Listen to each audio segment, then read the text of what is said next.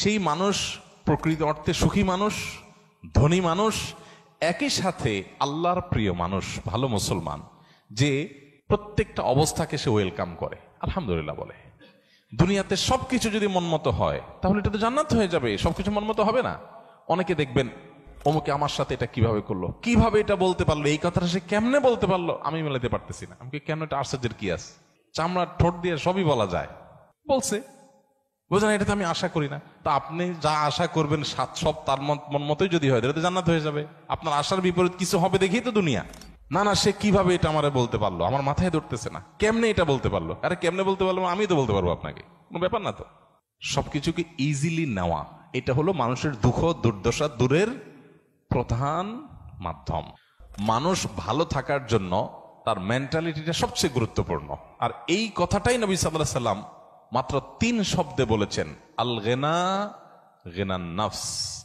মানুষের মনের সচ্ছলতা, মনে থেকে যদি কেউ ধনী হয় সে হলো আসল ধনী, সে হলো আসল সচ্ছল। কেউ যদি নিজেকে অভাবী মনে না করে, আর যদি অভাবী মনে করে তাহলে কোটিপতি হওয়ার পরও সে ফকির। কারণ সে চিন্তা করবে আমার চেয়ে বড় কোটিপতি আরেকজন আছে, তাহলে আমার তো নাই। আমি সবসময় চিন্তা করবো আমার চাইতে খারাপ কত মানুষ আছে, আলহামদুলিল্লাহ অনেক ভালো আছে, আমার ভিতরে কোনো দুঃখ নেই। আমরা অনেকে আছি যে কোনো প্রকার বিপদ আপদ হলে আমরা ধৈর্য ধারণ করতে পারি না। ভাই, সবরটা কখন করবেন? তাহলে আপনার মনের বিরুদ্ধে হবে, চাওয়ার বিরুদ্ধে হবে, আশা যা করছেন তার উল্টাটা হবে। আপনার সাথে পড়ালেখা করে অনেক ভালো আছে, আপনি সাথে থাকবেন না, এখানে তো সবর, এখানে তো সবরের প্রশ্ন আসবে। সবরটা কোথায় করবেন তাহলে, সবই যদি মন মতো হয়? তো এই জন্য এই বিষয়গুলোর জন্য আমাদের মানসিকতার পরিবর্তনটা হলো সবচেয়ে গুরুত্বপূর্ণ বিষয়। বহু মানুষ আছে যে দুনিয়াতে তাদের সবকিছু চাই বাস, আর অন্যের সাথে কম্পেয়ার করা এবং অন্যের কাছে আশা করা।